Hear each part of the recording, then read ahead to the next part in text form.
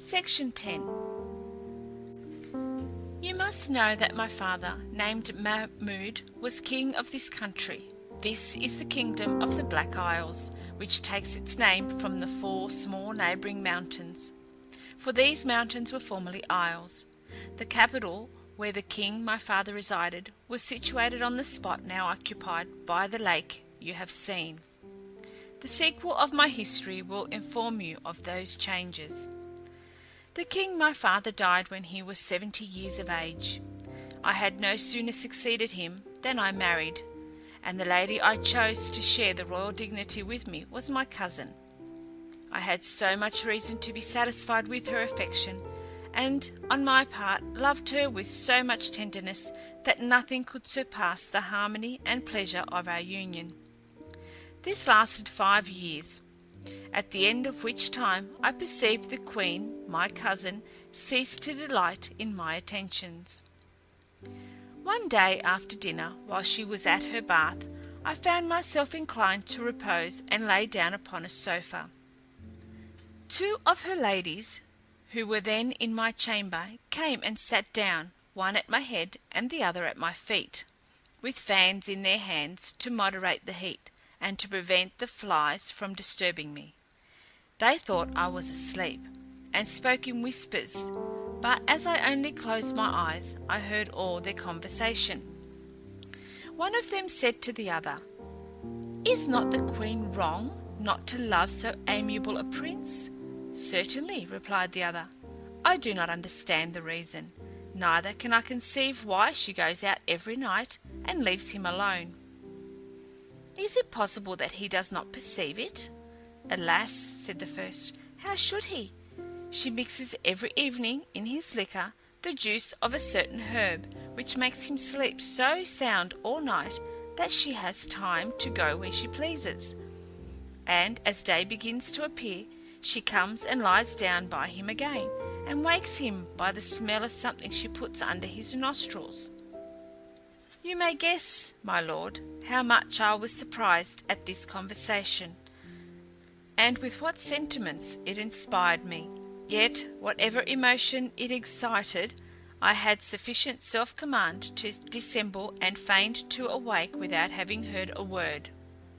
The queen returned from the bath. We supped together, and she presented me with a cup full of such water as I was accustomed to drink.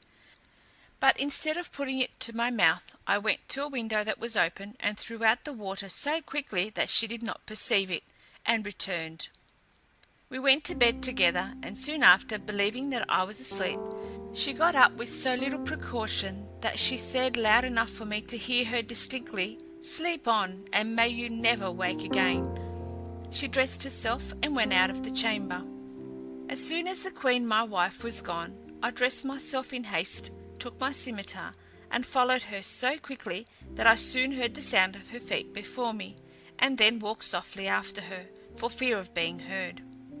She passed through several gates, which opened upon her pronouncing some magical words, and the last she opened was that of the garden, which she entered.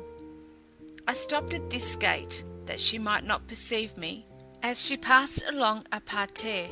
Then, looking after her as far as the darkness of the night permitted, I saw her enter a little wood, whose walks were guarded by thick palisadoes. I went thither by another way, and concealing myself behind the palisadoes of a long walk, I saw her walking there with a man. I did not fail to lend the most attentive ear to their discourse, and heard her address herself thus to her gallant: "I do not deserve to be reproached by you for want of diligence. You well know the reason, but if all the proofs of affection I have already given you be not sufficient to convince you of my sincerity, I am ready to give you others more decisive. You need but command me. You know my power. I will, if you desire it, before the sun rise, convert this great city and this superb palace into frightful ruins, inhabited only by wolves, owls, and ravens.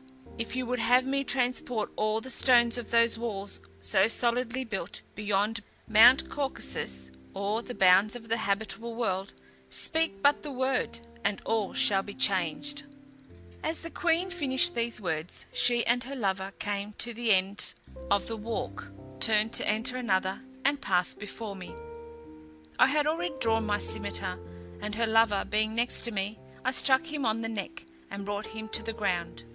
I concluded I had killed him, and therefore retired speedily without making myself known to the queen, whom I chose to spare, because she was my kinswoman. The wound I had given her lover was mortal, but by her enchantments she preserved him in an existence in which he could not be said to be either dead or alive. As I crossed the garden to return to the palace, I heard the queen loudly lamenting, and judging by her cries how much she was grieved, I was pleased that I had spared her life. As soon as I had reached my apartment, I went to bed, and being satisfied with having punished the villain who had injured me, fell asleep, and when I awoke next morning, found the queen lying. I cannot tell you whether she slept or not, but I arose, went to my closet, and dressed myself. I afterwards held my council.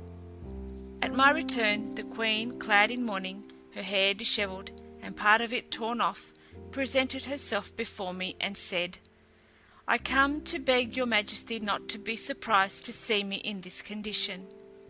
My heavy affliction is occasioned by intelligence of 3 distressing events which I have just received." "Alas, what are they, madam?" said I. "The death of the queen, my dear mother," she replied, "that of the king, my father, killed in battle, and of one of my brothers, who has fallen down a precipice." I was not displeased that she used this to conceal the true cause of her grief, and I concluded she had not suspected me of being the author of her lover's death. "Madam," said I, "so far from blaming, I assure you I heartily commiserate your sorrow. I should feel surprised if you were insensible to such heavy calamities. Weep on, your tears are so many proofs of your tenderness, but I hope that time and reflection will moderate your grief." She retired into her apartment, where, giving herself wholly up to sorrow, she spent a whole year in mourning and lamentation. At the end of that period, she begged permission to erect a burying place for herself, within the bounds of the palace, where she would continue, she told me, to the end of her days. I consented, and she built a stately edifice, crowned by a cupola, which may be seen from hence, and called it the Palace of Tears. When it was finished, she caused her lover to be conveyed thither, from the place to which she had caused him to be carried the night I wounded him. She had hitherto prevented his dying by potions which she had administered to him, and she continued to convey them to him herself every day after he came to the Palace of Tears. Yet, with all her enchantments, she could not cure him. He was not only unable to walk or support himself, but had also lost the use of his speech, and exhibited no sign of life except in his looks.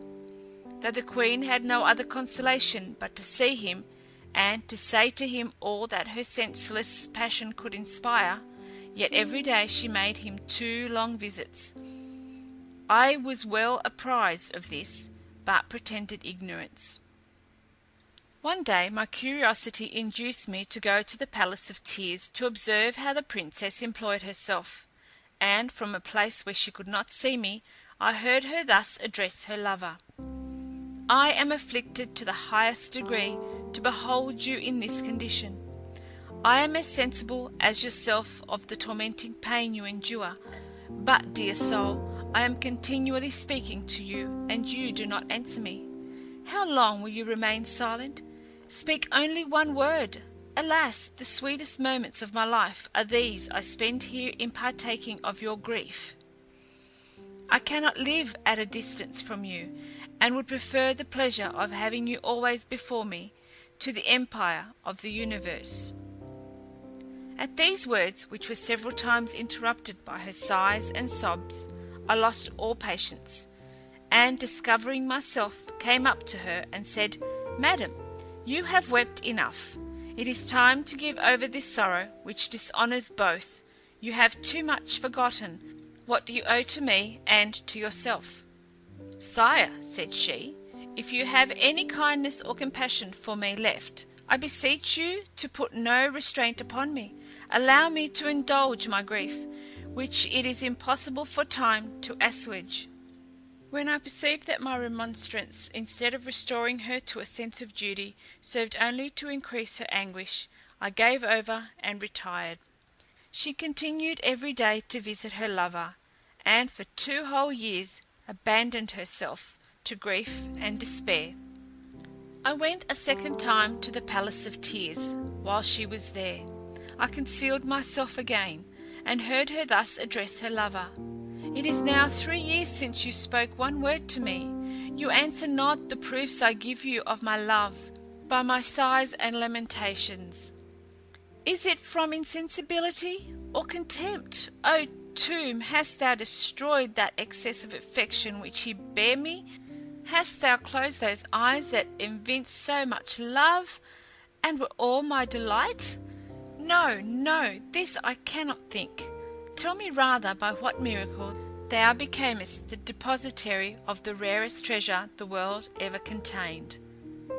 I must confess, my lord, I was enraged at these expressions, for, in truth, this beloved, this adored mortal, was by no means what you would imagine him to have been. He was a black Indian, one of the original natives of this country.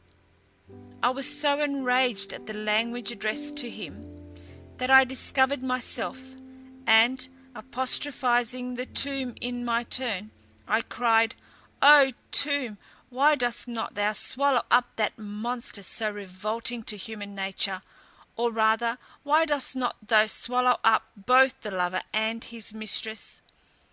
I had scarcely uttered these words, when the queen, who sat by the black, rose up like a fury.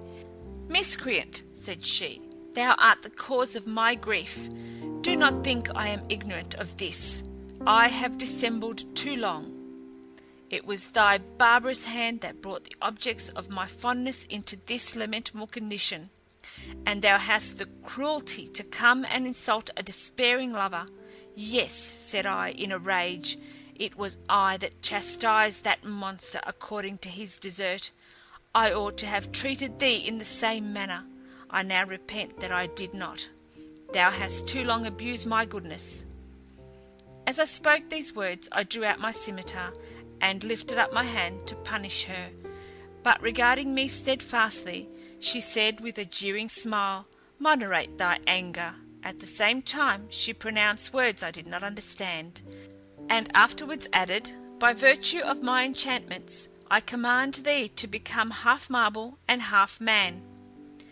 Immediately, my lord, I became what you see, a dead man among the living, and a living man among the dead.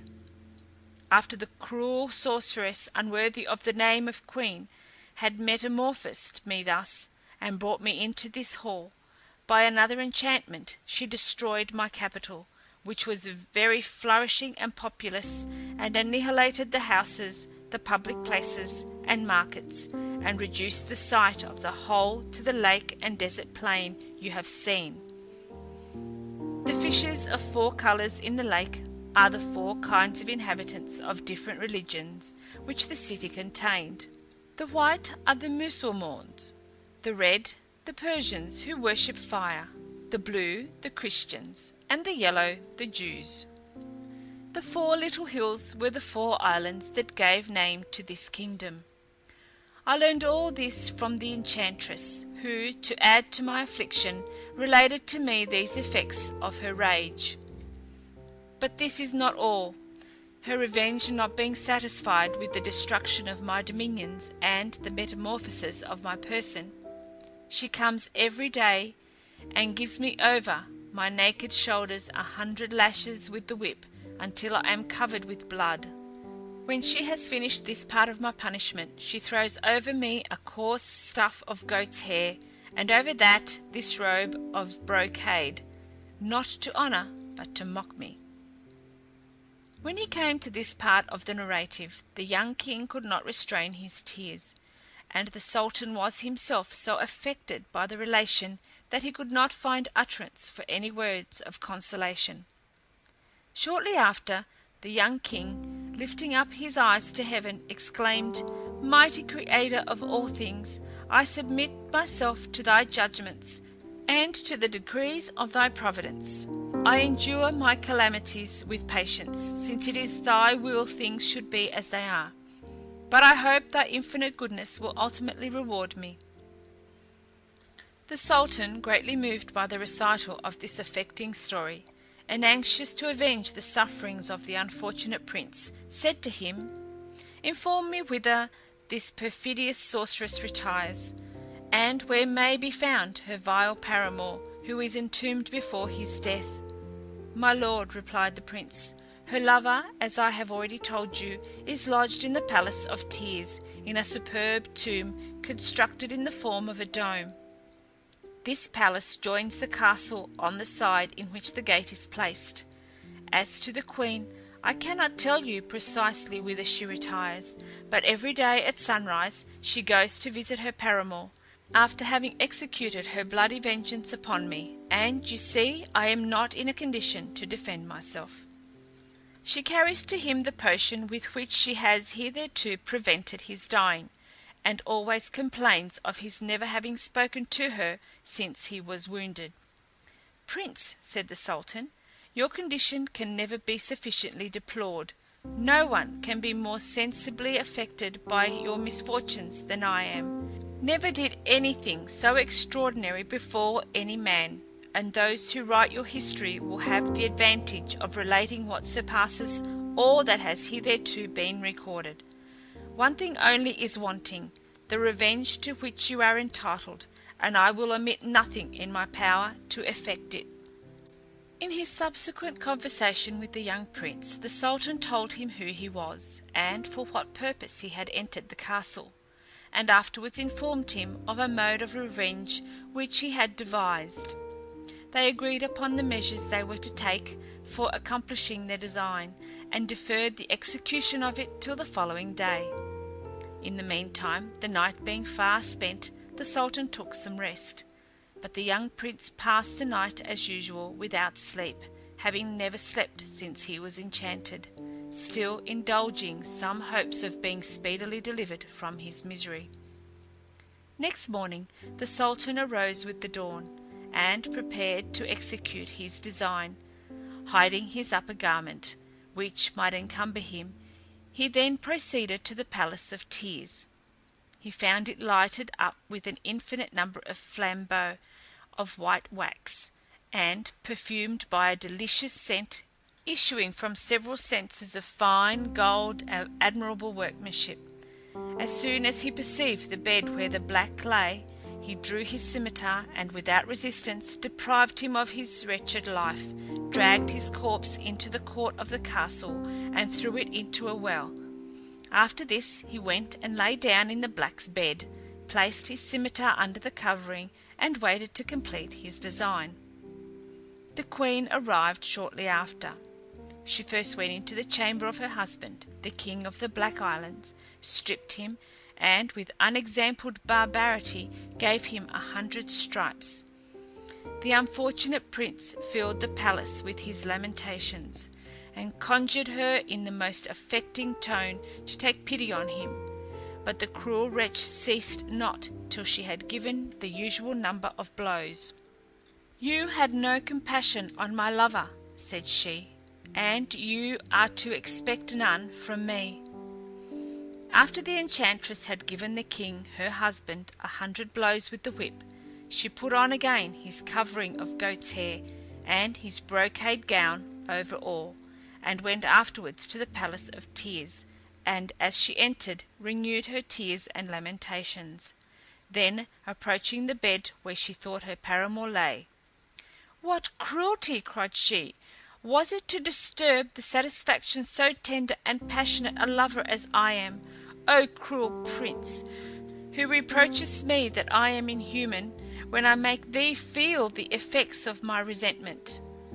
Does not thy barbarity surpass my vengeance, traitor, in attempting the life of the object which I adore? Hast thou not robbed me of mine? Alas!" said she, addressing herself to the Sultan, conceiving him to be the black. My son, my life, will you always be silent? Are you resolved to let me die without affording me the comfort of hearing again from your own lips that you love me? My soul, speak one word to me at least, I conjure you." The Sultan, as if he had awakened out of a deep sleep, and, counterfeiting the pronunciation of the blacks, answered the queen with a grave tone, "There is no strength or power but in God alone, who is almighty." At these words the enchantress, who did not expect them, uttered a loud exclamation of joy. "My dear lord," cried she, "do not I deceive myself? Is it certain that I hear you, and that you speak to me?" "Unhappy woman," said the Sultan, "art thou worthy that I should answer thee?" "Alas!" replied the queen, "why do you reproach me thus?" "The cries," returned the Sultan, "the groans and tears of thy husband, whom thou treatest every day with so much indignity and barbarity, prevent my sleeping night or day. Hadst thou disenchanted him, should long since have been cured, and have recovered the use of my speech. This is the cause of my silence, of which you complain." "Well," said the enchantress, "to pacify you I am ready to execute your commands. Would you have me restore him?" "Yes," replied the Sultan, "make haste to set him at liberty, that I be no longer disturbed by his lamentations." The enchantress went immediately out of the Palace of Tears. She took a cup of water, and pronounced some words over it, which caused it to boil, as if it had been on the fire.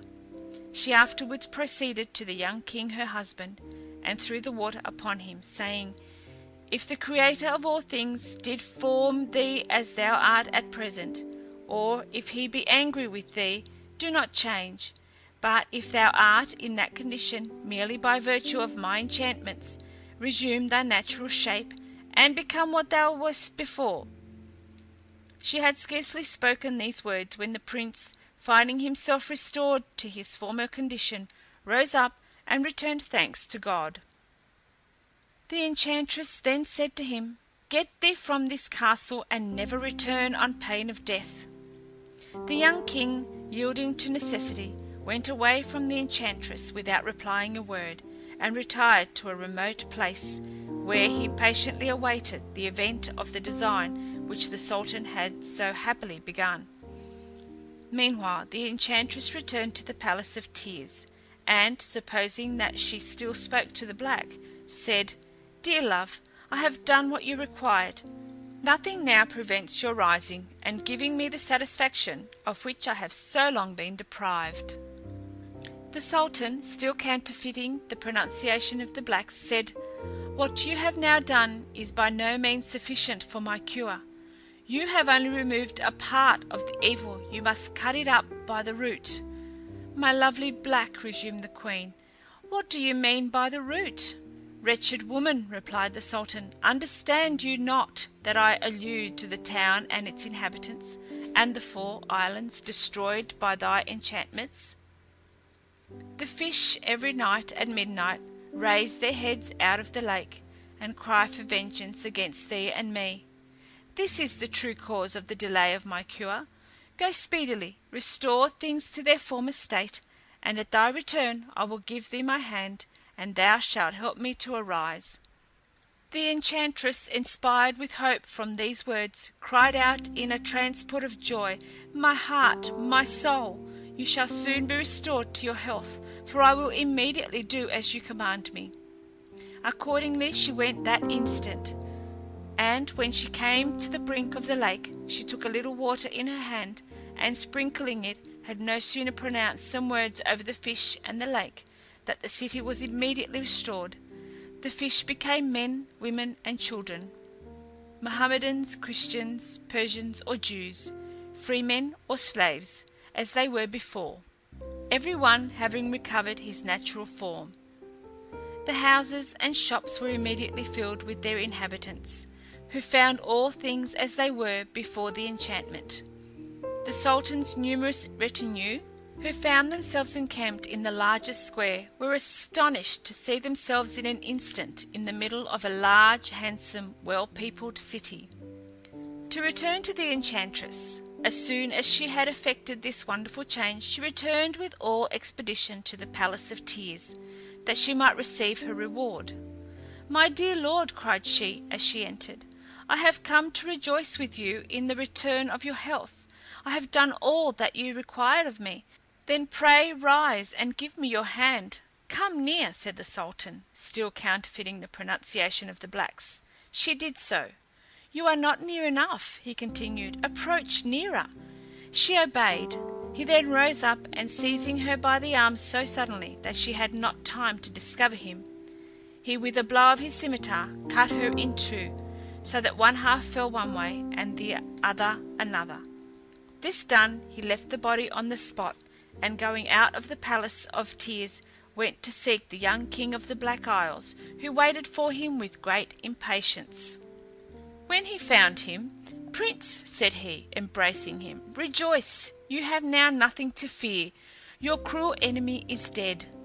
The young prince returned thanks to the Sultan in a manner that sufficiently expressed the sincerity of his gratitude, and in return wished him long life and happiness.